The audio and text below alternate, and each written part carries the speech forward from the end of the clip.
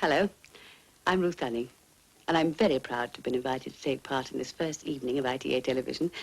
It's a big night for all of us, and we do hope you're enjoying yourself.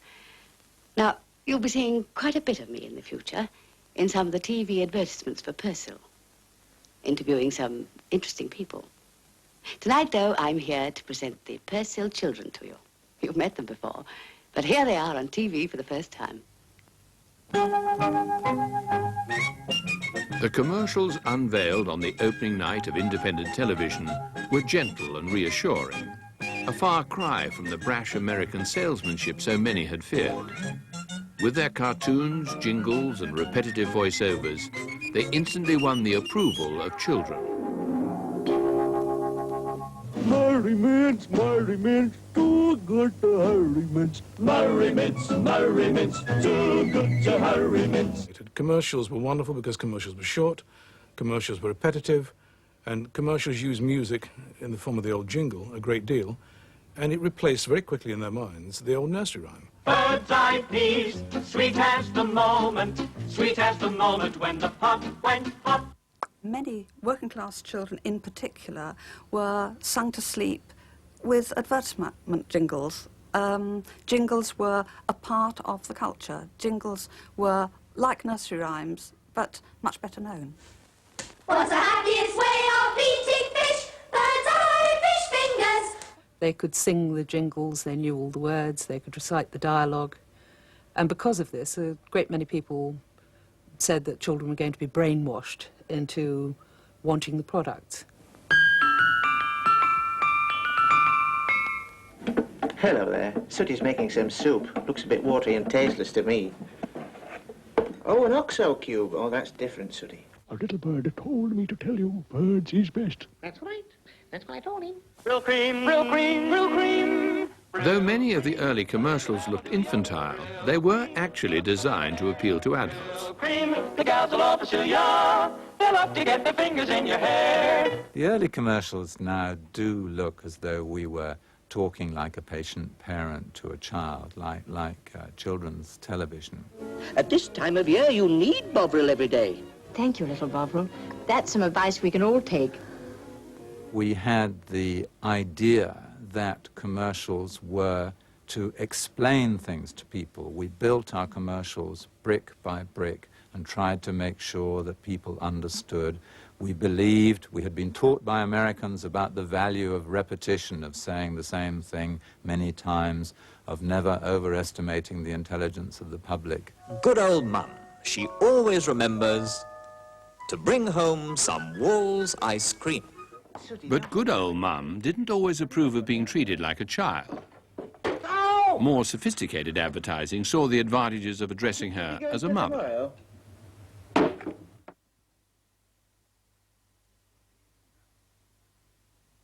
What is a mum? A mum is someone to come home to. A mum is someone who says, "Sit down, please, to eat your tea." Few brands exploited mother love with quite the same intensity as Persil. In the world of washing powders, the ultimate test of a good mother was her devotion to the children's wash. A mum is someone who uses Persil in her washing machine because she knows that Persil is gentle but thorough. It gets clothes that important bit whiter.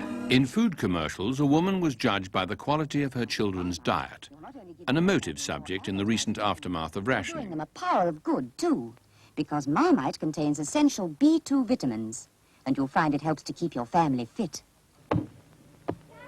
They're working up a really healthy appetite. And you know just how important it is to feed them properly with the protein that builds strong muscles and sturdy bones. Even sweets like Mars were sold with a strong nutritional message. Helps you play. Yes, Mars does all this because Mars contains glucose and sugar to give you energy while you work, milk to nourish you while you relax, chocolate to keep you going while you play. The child of 1950s advertising was regularly depicted as frail and vulnerable, tucked up in bed by an ever-vigilant mother. The young man is lying ill in bed. Or is he? Hey, you should be in bed. And that's right where mother will put you. Yes, sickness came with winter. Colds and flu, rife in the 50s, aroused genuine fears.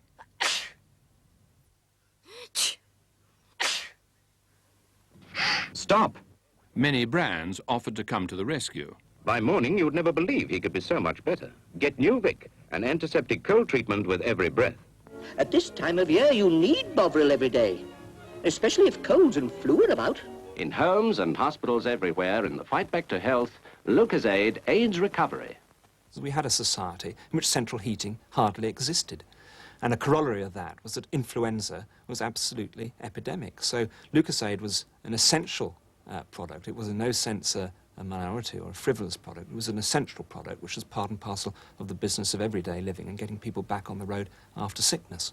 A tissue, a tissue, a tissue. Well, I suppose there was a tendency in the early days of independent television for manufacturers of certain food products to include rather outrageous nutritionist claims, which really were not wholly justified. Regular hot Bovril to build up his resistance to infection. And there were often many meetings involving advertising agencies and officials, including the expert in the field, to ensure that future claims were going to reflect what the product actually contained. For Lucozade, with its high concentration of liquid glucose, is safe, quick, proved, and easily taken by everyone. Many doctors agree that vitamin C will help build up resistance to colds and chills, so you had Ribena every day. Whilst health drinks offered protection against an inhospitable climate, other brands offered to protect the child from perils which lurked closer to home. Children are beautiful. Harpic is not beautiful. It does an ugly job, and it does it ruthlessly. They don't know about dangerous germs, but you do. You know that Domestos makes toilets germ-free and bleach white. Even the washing up was a potential source of child contamination. Now you know it's clean. So clean it's safe enough for even him to eat off.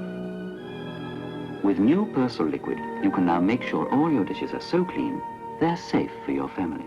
There were even hidden risks from a woman's breath. Can she be certain her whole mouth is pure? As pure as if she'd used an antiseptic mouthwash? Now, Signal is here. If mothers had to provide total clinical protection, what they expected in return were clean, well-behaved children who were helpful around the house and always came when called. Come on, children. Tea's ready. They always ate in silence. And when they were allowed to speak, their first word, appropriately enough, was mummy. Spell mummy. M-U-M-Y. Mummy says when I grow up and get married, I'll walk into walls with money to spend. And Mummy says I have to look at the rhyme, please. Of course. Mummy wants a new Hoover because she's got lots of work to do. This is how little girls learn. Doing what Mum does and saying what Mum says. But these perfect children weren't simply employed to pull on Mother's heartstrings. They also had a job to perform, asking Mother a few pertinent questions.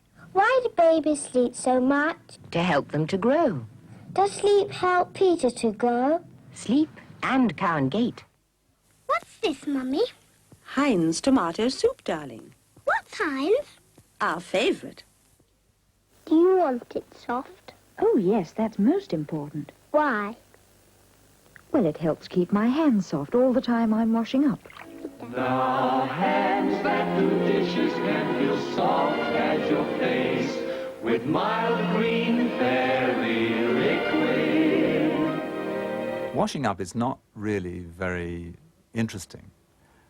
And this dialogue enables the advertiser to explain the merits of fairy liquid again and again without seeming just idiotic. Why? Because the relationship between the mother and her little girl is part of being a successful mum. Why? This is the mum who always answers the questions, who is patient, who is funny, who doesn't say, shut up, or if you ask me another question, I'll scream. Why? But children weren't simply recruited to inquire about brands, they were also encouraged to pester for them.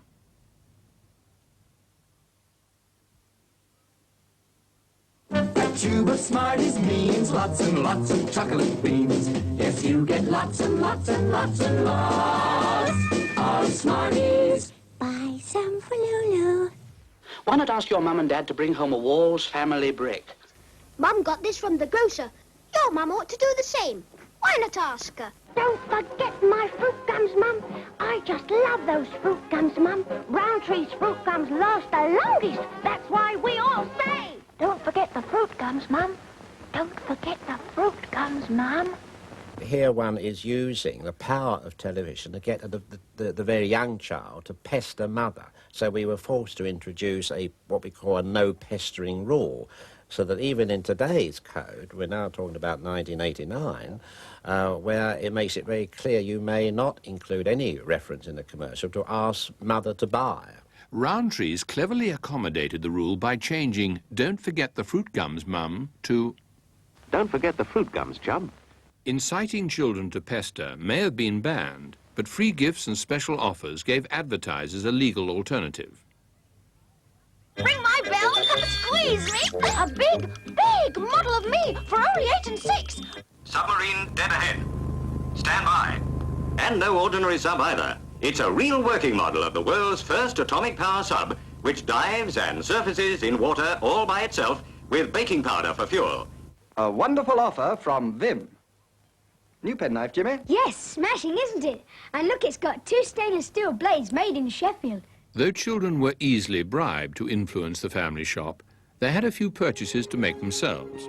With an eye on their pocket money, Walls began to target children with greater precision. We took, first of all, the very logical approach that all children were divided by age. And of course, anyone who knows anything about children understands that you can get a 3 to 5 year old who probably has more in common with a 5 to 7 year old. Therefore, age was not really the discriminator. It was much better to classify them by their particular interests. Research by Walls revealed 3 types of children: adventurers, hungry Horaces, and little madams. Little madams were girls, of course, who knew very much what they wanted when they went to the shop. Some people know exactly what they want and where to get it. Whereas there were, for instance, adventurers who were interested more in the shape, in the extrinsics of the ice cream, more interested in the wrapper. Enjoy a double-flavoured lolly today. Get a Walls booster and take off for the moon. Hungry Horaces were children who basically, for their threatens, wanted as much ice cream as they could cram into their face. Bacon, Ned, raspberry or lemon or strawberry, it's new. Oh, Walls Whopper! From the very beginning, cartoons were a mainstay of children's advertising. What a whopper! Lots more fun. It's kind of a children's language, a cartoon. So they immediately know it's meant for them. Secondly, there's a problem with children watching other children in commercials. Live-action children. They very often don't like them. And so if it's a cartoon, it gets over that problem, because that issue doesn't raise itself. And thirdly, you can do things with cartoon characters that you couldn't possibly do with real people. Hitting people over the head and things, and it's a joke. Whereas if it was for real, it would be just fun. Tony and the Hunter, another super energy story. One of the most popular cartoon heroes was Tony the Tiger. When he first appeared on TV, he was depicted as aggressive and fearless. I wouldn't miss my Kellogg's Sugar Frosted Flakes. He had sharp teeth and a very loud roar. Right. He had a black American accent and was very arrogant. On me, boy. Throw the spotlight on me. With time, his personality was to change. Kellogg's filed down his teeth and turned him into a lovable loser who'd appeal to children of all ages. Hey, Tony, you better see the doc. I just saw it. As far as children are concerned, he's very obviously not a child. But I think part of the success of Tony is that you can't actually ascribe a role to him. He's whatever the children want him to be. Oh, boy. Children by the age of 8 or 9, particularly boys, aren't perhaps that interested in just a cuddly tiger. What they are interested in is the inbuilt joke. Okay, let's race. Watch this. Tony thinks he's the great cool hero, and yet he always gets caught out. Girls, as far as a character like Tony is concerned, respond much more to his vulnerability and his charm as Tony, what happened? Yeah, skip it. And I think it really is a case of feminists eat your heart out when you're talking about children under the age of 11. They are very sex stereotypical. Hey, I'm going to build a super Lego transporter with a crane. Well, I'm going to build this beautiful Lego house. No, I'm going to build a real Lego tractor. Advertisers' faith in the innate differences between the sexes was nowhere more apparent than in the toy commercial. With Lego. Look who's coming. It's baby First Step. She walks just like you did when you were a toddler. Oops, quick, pick her up and give her a cuddle. Real tough toys, the real tough toys. Tonka! Give boy Tonka toy. Mighty tough.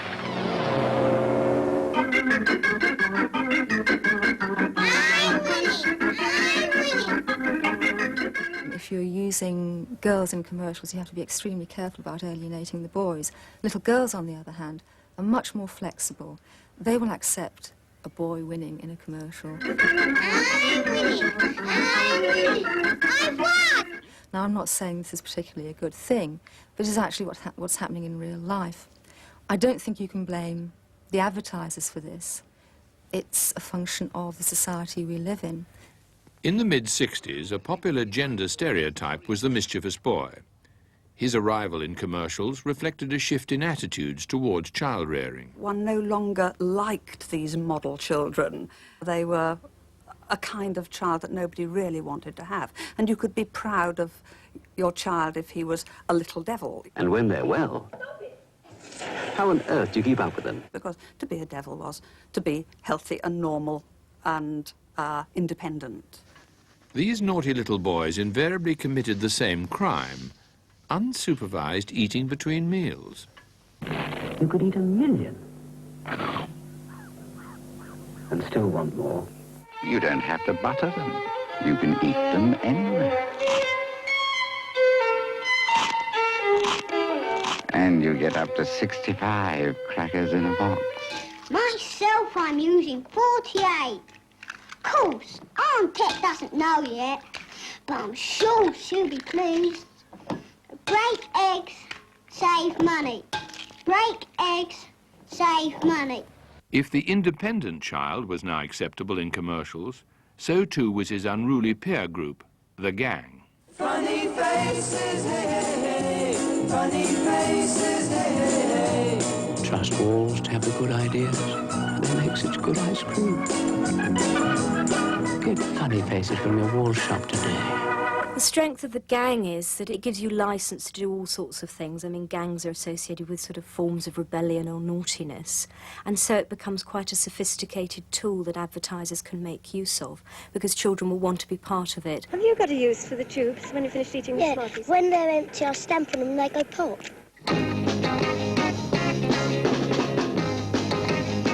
What a lot you've got, yeah, yeah. Even toddlers previously tied to their mother's apron strings could be seen mimicking the antics of their teenage brothers and sisters. Yeah, yeah, yeah. Ooh, Smarties, Smarties, Smarties.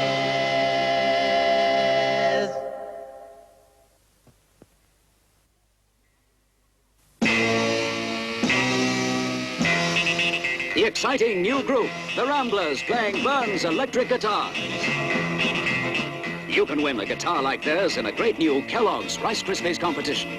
The teenager became, for the first time, a major target for advertising and advertisers in the 60s because this represented the first really economically viable teenage market ever in Europe.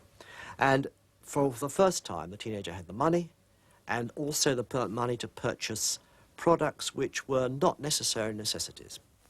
Manfred Mann. Ooh!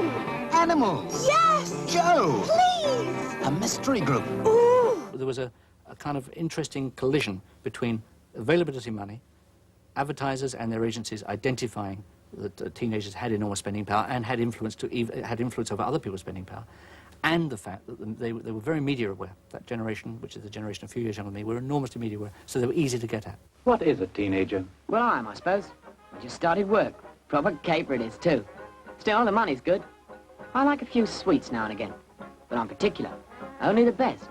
That's why I buy Roundtree's fruit gums. In portraying teenagers, advertisers had a problem. They had to make them lifelike while steering a difficult path around the reputation of the badly behaved teddy boy. Roundtree's fruit gums are always top of the hip parade with us.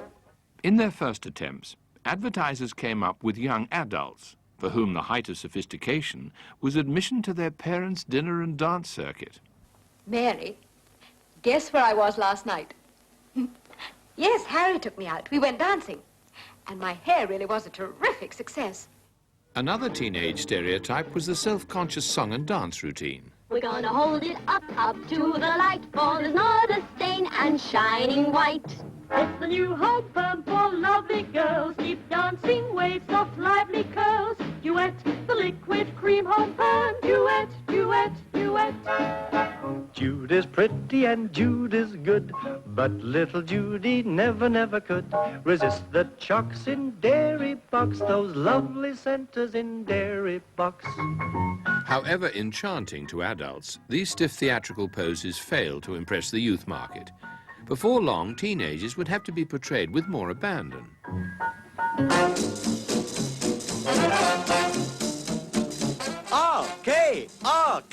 Arcade records! With the new Kellogg... American rock and roll may have been condemned as decadent, but nervous advertisers could no longer afford to ignore its appeal. 1918, 345, pick a lucky number and away you jive. Agencies had to learn that the teenage market was extremely responsive to visual symbolism and sound. Pick a lucky number, 'cause it tastes just heaven. So advertisers went and looked and listened to the pop promotion men. Ready, Steady, Go became as important to them as any other program. Top 10! Top 10! Taste that new flip-flavored ice cream. Bite into that crunchy chocolate crumble. As British pop and the cult of teenage gained momentum, brands repositioned to cash in. Snap, crackle and pop. Snap, crackle and pop. Here's the gayest breakfast. Rice Krispies, an innocent children's cereal, even hired the Rolling Stones to change their image. Wake up in the morning, there's a snap around the place. Wake up in the morning, there's a crackle in your face. Wake up in the morning, there's a pop that really says Rice Krispies for you and you and you. Pour on the milk and listen to the snap that says it's nice. Pour on the milk and listen to the crackle of that rice. Get up in the morning to the pop that says it's rice. Hear them talking Rice Krispies. But being a teenager wasn't all fun. It's like I'm invisible. You're the hit. Why? What's that? The Colgate Ring of Confidence. As advertisers constantly reminded them, the problems of adolescence were never far away. Working close to people, you must be careful about your breath. Nervous perspiration could catch you out, could lead to odor. Joe used to worry. He was always checking his hair. Can he be certain his whole mouth is pure? As pure as if he'd used an antiseptic mouthwash? And I suddenly thought, have I got B.O.?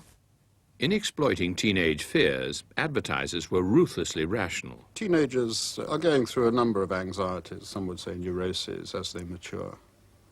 And it is logical that one or two of these neuroses will be about how others perceive them, whether as an acceptable person or as a love object. But I still didn't seem to be getting anywhere with Jean.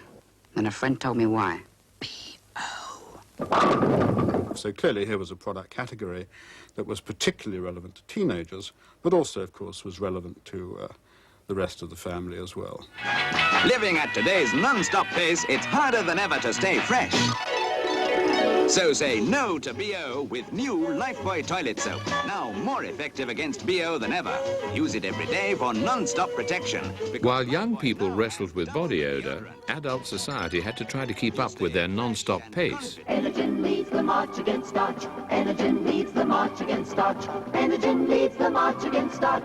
Energen leads the march against starch. March against starch with Energen starch. Reduce crisp bread. In the mid-60s, you get the teenage world, or the youth culture and its values and all the things that the youth dream seem to be about, takes over everything.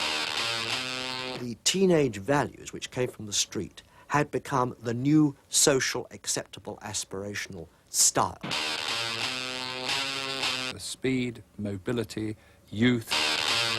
That the 60s was an age when everybody was seeking a new youth. He's big, big, big. She's big, big, big. What makes her tick? She's a big, big chick. Come on, come on, come on, be a big, big, big. But as the decade drew to a close, the dream based on speed, affluence and youth was about to crash. Nice and easy does it. The Times examines the student's attitude to authority.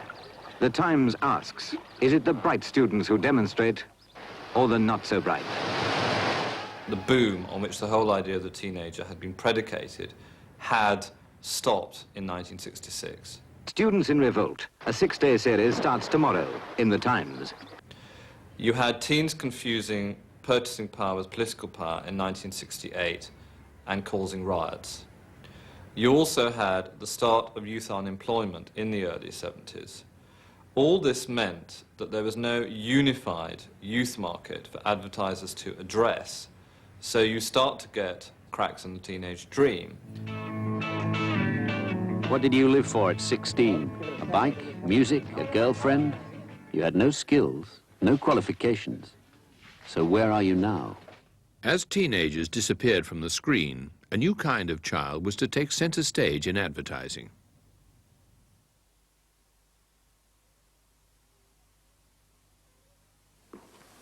I cannot understand why otherwise sensible and mature people. I wanted a real character, you know, an ugly kid with spots who was real. You could touch her and you felt that, you know, she was a real person.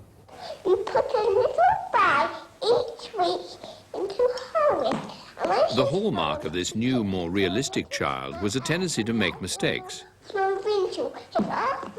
And surprisingly, this was just what the advertisers wanted. Account and your money grows. The interest rates are quite considerable, and more or less, that's how I got where I am today. And to think 2 years ago, I had nothing. If the kid made a mistake, if the kid put a finger in its mouth, that was fine. It didn't matter because it just reminded you that this was a real kid. It's Heinz baked beans for breakfast, because that's when we have Heinz baked beans.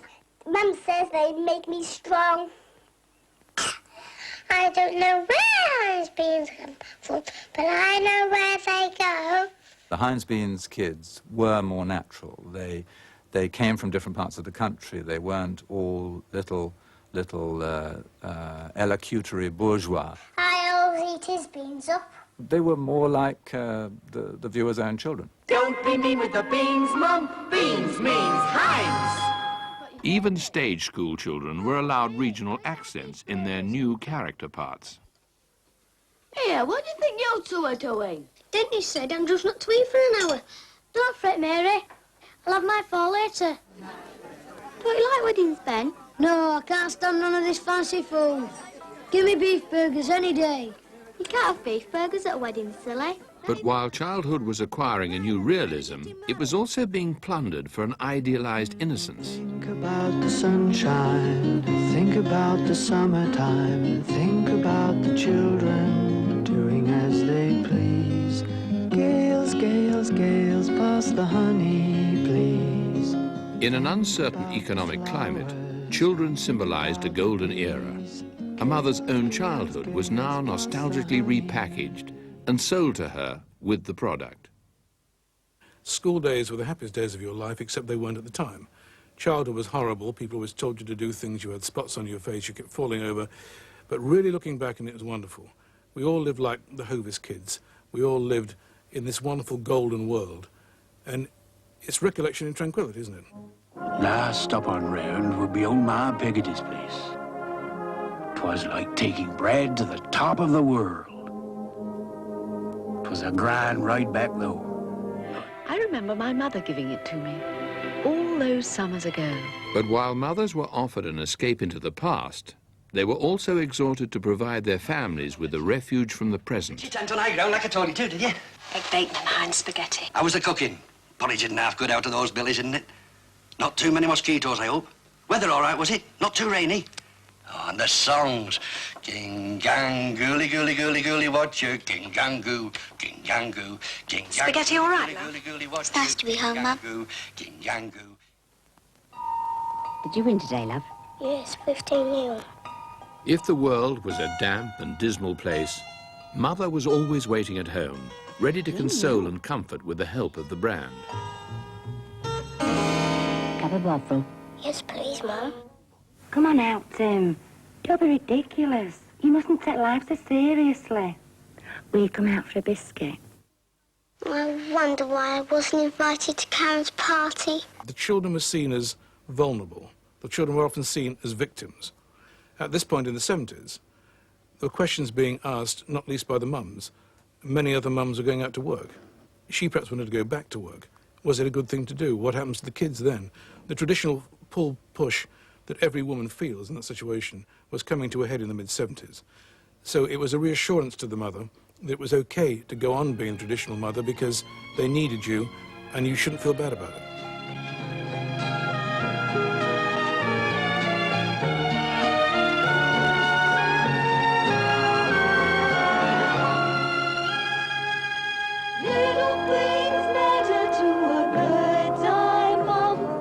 Bird's eye mum. She said... Once Mum and the product had done their bit, there was often a one-liner at the end to show the world had been put to rights. Next week we're gonna make paper animals. I'm sent forward next week. It's nice to be home, Mum. In those commercials, what you've got is a sense of very, very settled values still. And this is at a time, of course, when undercurrents were operating in exactly the opposite direction. You had an incipient explosion in the divorce rate and so on and so forth. But I think there was a sense in which there was a groping for idealistic values of family, which were already being eroded by a whole range of economic, social and indeed moral circumstances. But if in reality mothers were spending less time with their children, advertisers promised to help. And regular brushing with Signal 2. Their brands were now sold as babysitters. And you can't always be there. You can't always keep an eye on the family, but you can watch over them. You want to protect your children. Well, Colgate plus MFP fluoride helps with their teeth. With the help of the brand, mothers could extend their protection beyond the home, into the bleak outer world. At times like this, you need your breakfast cereal to give you all the warmth you can get. Ready Break. Central heating for kids. The only thing between your family and the big rough world outside is their clothes and you. With the right fabric conditioner, children could carry motherly love wherever they went. There is no doubt that the member of the family who, in mother's eyes, needs softness most is the younger member of the family. And I had the idea of the extended protective womb. And the idea was that if you clothed them in softness, that softness could go with them, and you were with them. And later, when the film is resolved, you see the child coming back home from school, and he leaps into his mother's arms, and the extended womb has withdrawn, and the child is back home again. This is a thing called comfort. Hello, darling. Give your grandma a kiss. As the 70s drew to a close, many brands would fight shy of the sentimental use of children. The 80s child was less vulnerable and had a mind of its own.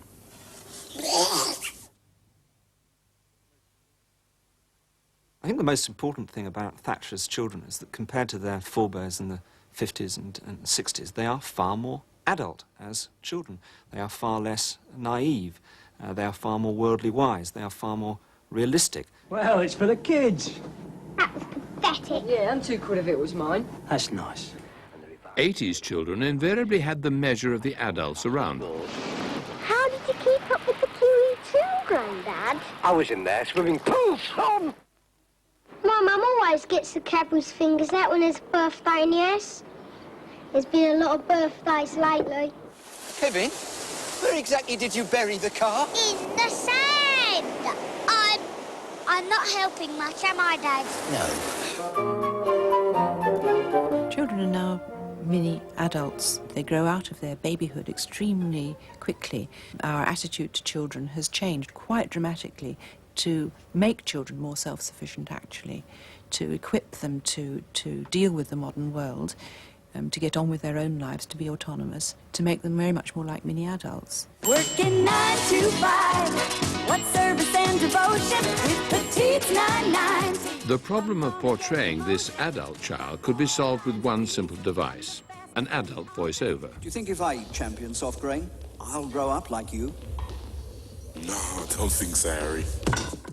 Get this, Lou. They've lost their garden gnome at number 17. This could be big.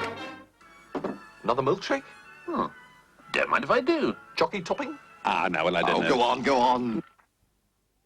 Those tender homecomings of the 70s had become an advertiser's joke. Did the teacher like your project? Feed me! Sometimes you instinctively know what they want. Feed me now! The monster of child demand was no mere fiction. Feed me!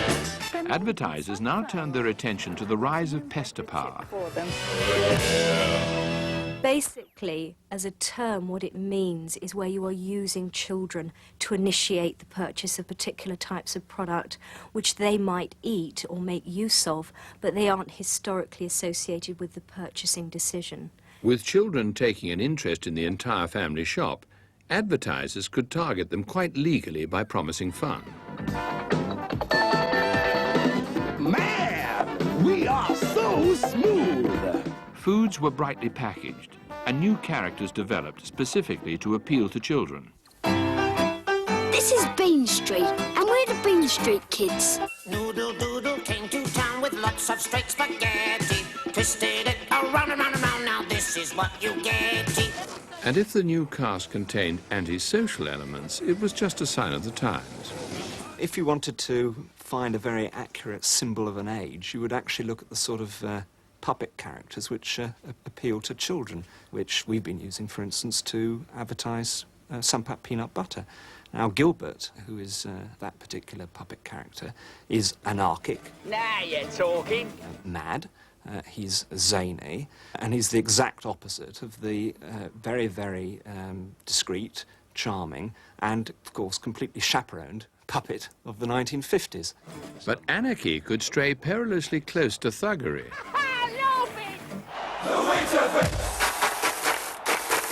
Okay.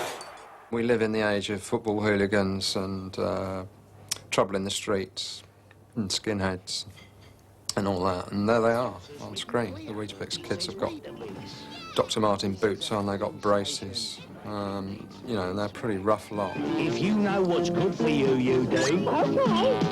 The Weetabix. If you know what's good for you. Okay. In the brutal 80s, even the most cosseting brands forsook motherly warmth for athletic dynamism. I know what breakfast is all about. It's ready break, there ain't no doubt. Street survival, it seemed, was close to the heart of the 80s child. When I grow up, I want to be strong. Big deal. And 30% more fibre.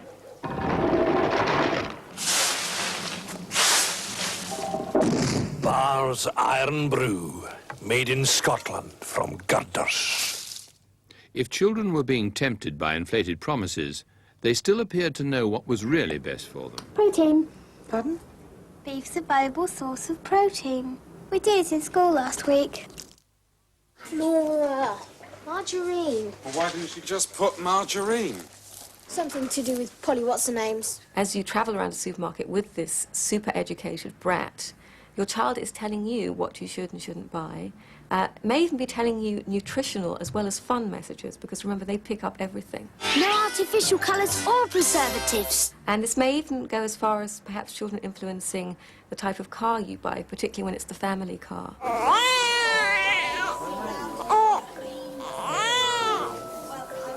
Does Johnny want to come in Uncle Tom's Nova?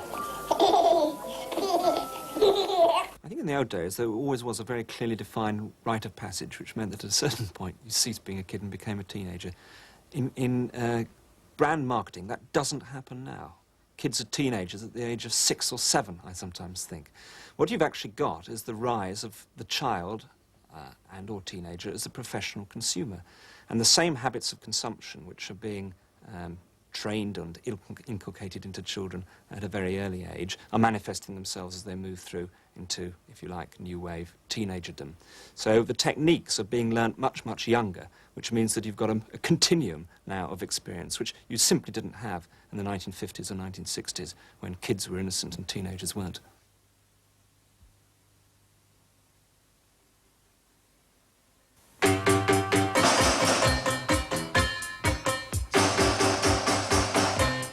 The teenagers of the 80s and the advertising aimed at them came to be known as New Wave. Bees. I want money. That's what I want. These 16 to 24-year-olds had no doubts about what they wanted. That's what I want.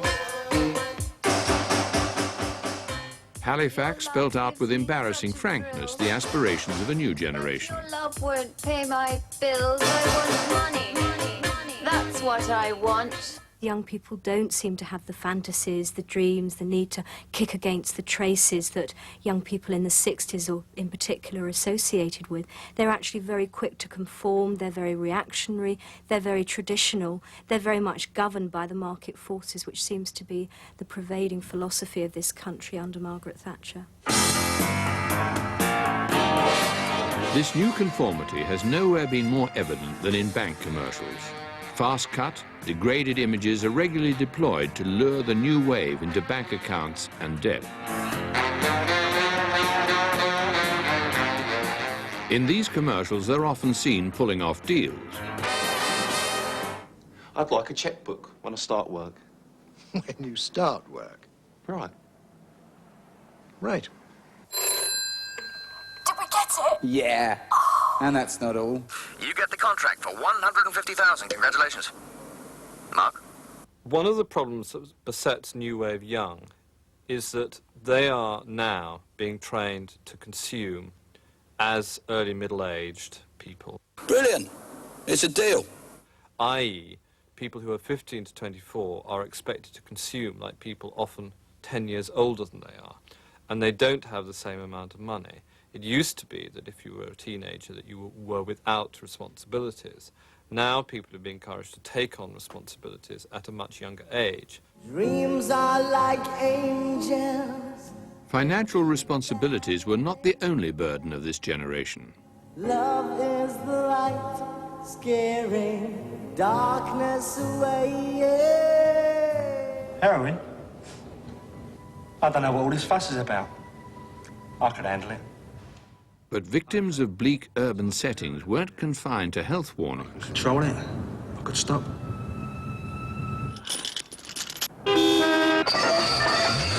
New wave advertising has drawn repeatedly from metropolis-like images of a machine-age nightmare.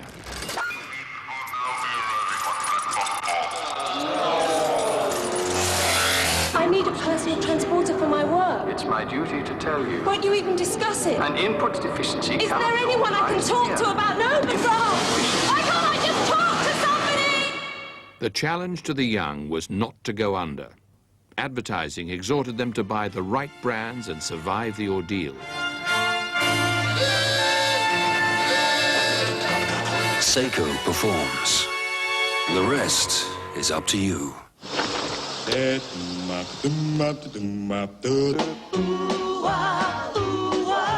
But if the pressures of the present proved too much to bear, reassurance was on hand in the form of a nostalgic teenage past.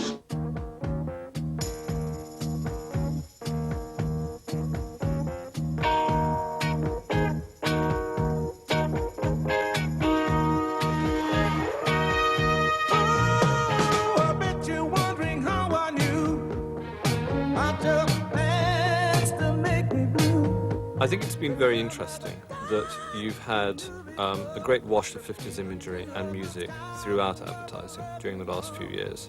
What it is selling to new wave youth is a time when teenagers were first valued for themselves, when they first had purchasing power, when they were free to actually be themselves, as opposed to be the young adults which are expected to be now. Look, I'll be seeing you around, okay?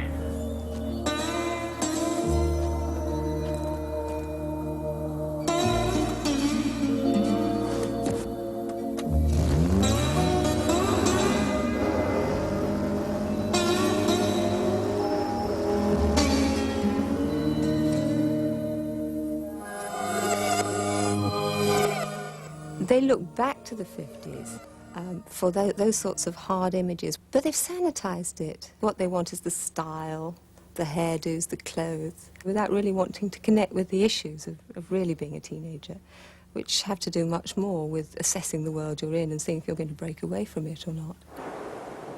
But on the eve of the 90s, there were faint signs of new, less materialistic teenage values.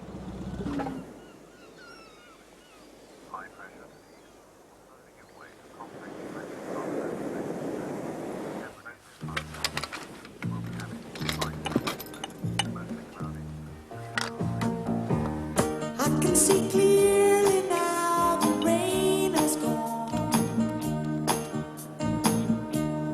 I can see all obstacles in my way. Gone are the dark clouds that had me blind. There's a new trend just beginning to emerge. I don't know whether into the future it's going to get bigger, but it's certainly just beginning now to show that there is something more than mere mechanistic control or mere man as machine or mere urban decay. And Pepe rain dance commercial is a particularly good example of this, actually. It shows these two young kids in a very dull and grey environment, but in parallel there's a piece of magic going on.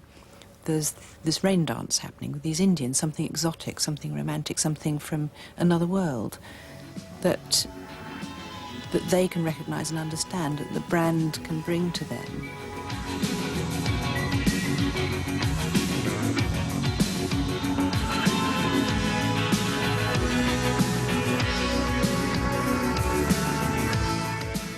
And it's a very interesting development that perhaps there is hope, perhaps there is another way, perhaps there's more to life, if you like, than just what's on the surface.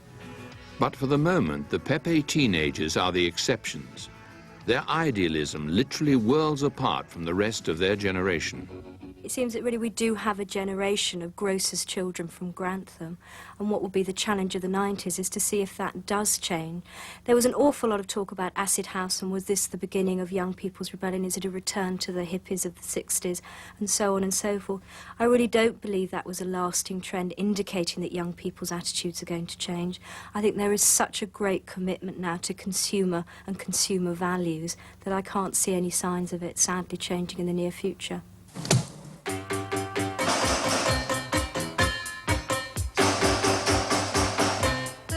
Things in life are free, but you can give them to the birds and bees. I want money. That's what I want. That's what I want. That's what I want. Your love gives me such a thrill, but your love won't pay my bills. I want money. That's what I want.